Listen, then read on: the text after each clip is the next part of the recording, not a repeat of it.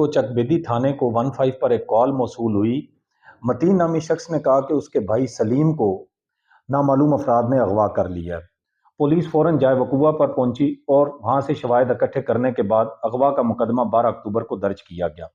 مقدمہ درج کرنے کے کچھ ہی دن بعد جو سلیم تھا، جو اغوا ہوا تھا، اس کی لاش قریبی روڈ کے کنارے سے ملی، جس پر پولیس نے تفتیش کا آغاز کیا۔ مدعیان نے 3 افراد کو نامزد کیا جن کو گرفتار کر کے حسب ضابطہ تفتیش کا حصہ بنایا گیا۔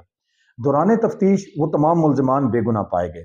جب پولیس نے مزید تفتیش کی تو پتہ چلا کہ سلیم کو اس کے والد وزیر نے گھریلو جھگڑے کی بنا پر قتل کیا اور لاش کو گھر کے سین میں دفن کر دیا، اور اس کام میں اس کا بھائی مقتول کا بھائی معظم بھی اپنے والد کے ساتھ شامل تھا۔ اور کچھ دنوں بعد جب اغوا کا مقدمہ درج ہو گیا تو اس کے بعد انہوں نے لاش سین سے نکال کر قریبی سڑک پر پھینک دی۔ پولیس نے